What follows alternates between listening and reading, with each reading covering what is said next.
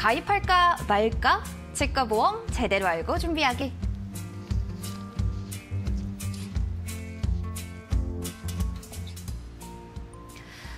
네, 오늘은 치과 보험에 대해서 좀 알아볼까 합니다. 요즘에 또 이 부분에 대해서 궁금하신 분들도 참 많으실 텐데요. 근데 어떤 분들 이런 얘기 하시더라고요. 치과에 가면 최소한 몇백만 원도 나와. 난 무서워서 못 가겠어. 이런 분들 계시는데 치료 비용을 좀 대비할 수 있는 치과 보험 오늘 좀 알아보는 시간 가져봐야 될 것 같습니다. 네. 선생님, 이야기 한 말씀 전해주시죠. 네. 치아보험은 일단 말 그대로 그 치과 치료 비용을 보장하는 상품입니다. 그 치아 손상이라는 게 나이나 성별과 무관하게 발생할 수 있고 또 이 잘못된 식습관으로도 쉽게 손상이 될 수 있기 때문에 어릴 때부터 정기적으로 이제 치과에 방문해서 검진받는 것이 좋고 또 치아에 이상이 느껴지면 빨리 치료를 받는 게 좋겠죠. 그런데 이제 치과 비용은 다른 의료 과목에 비해서 유독 비싸기 때문에 경제적인 이유로 치과에 방문하는 것을 미루거나 또는 꺼려하는 경우가 많은데요. 실제로 그 통계 자료를 보시면 치아 한 개당 평균 치료 비용이 약 57만 원 정도로 나타나고요. 또 이렇다 보니까 이제 높은 치료 비용 때문에 치료를 중단하거나 포기하는 이런 경우가 많이 발생되는 게 현실이거든요. 그래서 이러한 치과 비용이 유독 비싼 이유는 치과 치료 대부분이 국민건강보험이 적용되지 않는 비급여 항목으로 구성이 되어 있기 때문인데요. 다른 일반 치료에 비해서 본인 부담률이 무려 84% 정도나 이렇게 되기 때문에 가격 자체도 비싸고 또 병원도 자체적으로 이렇게 진료비를 책정하기 때문에 의료비 편차가 심할 수밖에 없는 거죠. 게다가 이제 실손보험 하나씩은 가지고들 계시는데 실손보험에서도 치과 발생 비급여 항목은 보장에서 제외되기 때문에 또 치아의 급여 항목으로 분류된 것이 범위가 극히 제한적이거든요. 그래서 결론적으로 각 개인이 이렇게 치아보험을 가입해서 고액의 치과 비용을 준비하는 것이 필요하다고 하겠습니다. 네, 말씀하신 대로 치과 보험, 치과 치료 같은 경우에는 거액의 비용이 들기 때문에 시청자분들도 이 부분에 대해서 많이 관심이 좀 있으실 겁니다. 광고 보면 묻지도 말고 따지지도 말고 이런 이야기가 있듯이 치아 보험 그대로 많이 가입하시는 분들 많을 거예요. 일단 치아 보험을 가입할 때 어떤 부분을 좀 봐야 하는지 가입할 때 중요성, 그 포인트 좀 알려주시죠.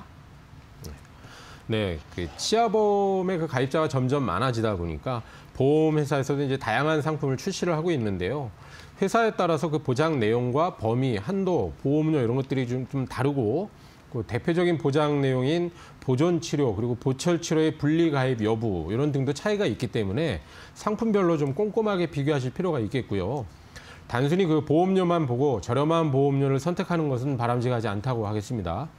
치아보험의 약관도 이렇게 보시면 전문적인 용어들이 많다 보니까 처음 접하게 되시면 이해가 좀 어려울 수도 있고요. 그래서 우선 기본 내용을 좀 이해하신 후에 가급적 전문 상담사에게 비교 안내 받으시고 준비하시는 것을 좀 추천을 드립니다. 네, 알겠습니다. 가입 전에 좀 이해를 하고 전문가의 상담을 받아보는 게 좋다라고 설명을 해주셨어요. 대표적인 보장 내용이 보존치료, 보철치료가 있는데 이 두 가지가 어떻게 다른지 설명 부탁드릴게요. 네, 말씀하신 대로 이제 치아보험은 크게 보존치료와 보철치료로 나뉘는데요. 보존치료는 말 그대로 치아를 보존하기 위해서 손상된 부분만을 치료하는 방식입니다. 충치로 인해서 이제 치아 내부에 생긴 빈 공간이나 이런 부분들을 금이나 세라믹, 아말감 이런 등으로 때우는 인레이 치료, 그리고 깎아낸 치아를 금, 세라믹 이런 등으로 씌우는 크라운 치료를 말하는데요. 경미한 치료의 경우에는 이런 복합 레진 등의 어떤 초기 충치 치료 방법만으로 비교적 좀 저렴하게 치료가 좀 가능하지만 말기 충치 치료인 크라운 치료 이런 부분들은 치아의 절반 이상을 깎아내고 또 신경 치료를 받은 경우에 치아 둘레를 모두 제거하고 그 왕관을 씌우듯이 이렇게 금이나 세라믹 등의 재료를 덮어 씌우는 치료이기 때문에 비교적 좀 고비용의 치료라 하겠습니다. 반면에 이제 보철 치료는 치아를 도저히 보존할 수 없는 상황일 때, 손상 정도가 좀 심해서 자연 치아를 살리기 어렵다고 판단될 때 치아를 완전히 발치를 하고 그 치아를 대체할 보철물을 사용하는 치료인데요. 대표적인 보철 치료로 인공 치아를 그렇게 제작해서 탈부착하는 이제 틀니가 있고요. 또 손실된 부분에 인공 치아를 심는 잘 아시는 임플란트, 그리고 치아를 따라 보철물을 고정시키는 브릿지 치료 이렇게 세 가지로 볼 수가 있습니다. 최근에는 이제 임플란트 치료가 좀 보편화되었지만 고령자분들 같은 경우에는 그 잇몸이나 이런 뼈 상태 이런 것들을 고려해서 틀니를 사용하는 경우도 좀 많이 있고요. 또 심리적으로는 아무래도 가장 우수한 치료법이 임플란트 치료인데요. 최근 가장 선호되는 또 치료 방식이기도 하고 일반적으로 보존 치료보다 의료비가 많이 발생이 되기 때문에 이런 부분을 치아보험으로 보장을 받는 것이 유리하겠습니다. 알겠습니다. 보존 치료, 보철 치료 이렇게 두 가지를 좀 자세히 살펴봤는데요. 치아보험이 유형에 따라 좀 두 가지로 나뉜다라는 이야기 들었습니다. 사실인가요? 네, 치아보험을 가입할 때 그 가입 유형을 조금 살펴봐야 하는데요. 가입 유형 크게 진단 여부에 따라서 진단형이 있고 무진단형으로 구분이 됩니다. 진단형의 경우에는 가입하기 앞서서 치과를 방문한 다음에 의사로부터 현재 치아 상태에 대한 검진을 받고 그 결과를 보험회사에 제출해야 됩니다. 이럴 경우에 이제 치아 상태에 따라서 가입이 제한되는 경우도 있겠고요. 반면에 이제 무진단형은 별도 검진이 없이 본인의 그 치아 상태에 대한 계약 전 알릴 의무 고지사항에 고지만 함으로써 가입이 가능하기 때문에 비교적 좀 가입이 쉽다고 할 수 있겠습니다. 게다가 이제 진단형에 비해서 보험료가 좀 저렴한 장점이 있기 때문에 대부분 무진단형을 선택하시는 분들이 좀 많은데요. 다만 좀 가입은 쉽지만 이 면책 기간과 감액 기간이 있기 때문에 약관상에 명시가 돼 있기 때문에 가입 즉시 보장을 받는 게 좀 불가능하고요. 가입자의 그 모럴 해저드, 도덕적 해이로 인한 보험회사의 손해율이 높아지는 것을 막기 위한 어떤 대책이라고 생각하시면 되겠습니다. 한 가지 그 면책 기간이라는 거는 그 일정 기간은 보험사에 보험금 지급 의무가 없는 기간을 말하는데요. 보통 치아보험의 면책 기간은 90일 이내로 정해놓고 있고 이 기간에는 치과 치료를 받아도 보험금을 청구할 수 없다는 점 기억하시고요. 작년에 즉 그 2020년까지는 임플란트나 틀니 이런 보철 치료에 대해서는 그 감액 기간이 회사별로 1년 또는 2년 이렇게 나누었었는데 올해부터는 2021년부터는 모든 회사가 이 보철 치료에 대한 감액 기간이 2년으로 바뀌었다는 점도 기억을 하시면 좋겠습니다. 진단형의 경우에는 가입 시 또 검진을 받기 때문에 미리 별도로 면책 기간이나 이런 감액 기간이 없고 가입 후에 바로 보장이 가능한 장점이 있고요. 요즘에는 이제 무진단형 경우에도 연간 치아 보장 개수에 제한이 없는 회사도 좀 있는데요. 진단형의 경우에는 기본적으로 연간 치아 보장 개수에 제한이 없는 것도 또 특징이라고 하겠습니다. 보험료는 진단형이 무진단형보다 좀 비싸지만 보장 내용은 진단형이 조금 더 유리하다 할 수 있고요. 결론적으로는 가입 시에 내가 치아 상태가 좋은 편이다라고 한다면 진단형을, 반대로 치아 상태가 좀 좋지 않거나 좀 저렴한 보험료를 원하시는 경우에는 무진단형을 선택하시는 것이 좋은 방법이라고 말씀드리겠습니다. 네, 치아 상태가 좋으면 진단형, 아니라면 무진단형을 권해드린다라고 설명을 좀 해주셨습니다. 자, 그러면 치아보험 선택할 때 기준으로 봐야 할 것들, 치아 상태일까요? 그 외에 다른 것들이 없는지도 궁금합니다. 네. 앞서 그 보존 치료하고 보철 치료에 대한 차이점을 제가 말씀을 드렸는데요. 일반적으로 이제 보철 치료가 보존 치료보다 의료비가 많이 발생된다고 말씀드렸는데 각 보험사의 상품에 따라서 중점적으로 보장하는 치료가 좀 다릅니다. 그렇기 때문에 나는 보존 치료나 보철 치료 중에 어느 쪽을 더 중점적으로 보장받기를 원하는지를 좀 살펴봐야 되고요. 보통 일반적으로 이제 젊은 층 분들은 충치 이런 등으로 보존 치료를 받는 경우가 더 많고요. 상대적으로 고령층은 임플란트 같은 보철 치료를 받는 경우가 좀 많은데요. 그렇기 때문에 이제 가입 시에 이런 부분을 고려해서 가입을 결정하는 것이 바람직하겠죠. 손해보험사에서도 치아보험이 있고요. 생명보험사에서도 치아보험이 있는데요. 전체적인 보장의 큰 틀의 차이는 없지만 이제 손해보험사의 치아보험 같은 경우에는 보존 치료만 따로 또 보철 치료만 따로 분리해서 가입할 수 있는 회사도 있고요.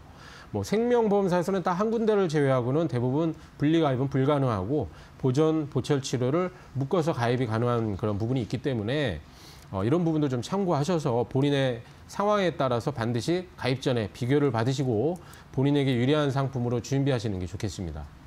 네, 알겠습니다. 네, 그리고 임플란트, 네, 임플란트의 이어주세요. 경우에는 그 손해보험사와 생명보험사의 차이가 조금 있는데요. 기본적으로 손해보험사의 치아보험은 임플란트에 대한 연간 치료 개수 제한이 없이 무제한 보장이 되는 게 일반적이고요. 생명보험사의 치아보험은 보통 이제 연간 3개 한도 또는 2년 미만까지는 3개 그리고 이후부터는 무제한으로 이렇게 보상된다는 점도 참고하시면 좋겠습니다. 같은 치아 보험이라도 보험사마다 또 다르게 측정이 되기 때문에요. 나에게 맞는 보험을 선택하는 게 더욱더 중요할 것 같습니다. 자, 마지막으로요, 선생님. 치아보험 가입 시 검토해야 될 사항들이 있다면 정리 좀 부탁드리겠습니다. 네, 치아보험 가입 시 검토 사항을 좀 알아보겠는데요. 먼저 가입 전에 자신의 현재 그 치아 상태를 고려하신 후에 진단형 또는 무진단형을 선택하시는 게 중요하겠고요. 앞서 설명드린 내용을 토대로 면책이나 감액 없이 즉시 보장이 되는지 여부, 보험료 수준 이런 등을 감안하셔서 가장 부합한 쪽을 선택하시기를 권장드리고, 두 번째로는 이제 보존 치료만 보장을 받을 것인지 또는 보철 치료만 보장을 받을 것인지 아니면 둘 다 종합적으로 보장받을 것인지에 대한 선택도 좀 하시고, 그리고 후에 가입을 결정하시면 좋겠습니다.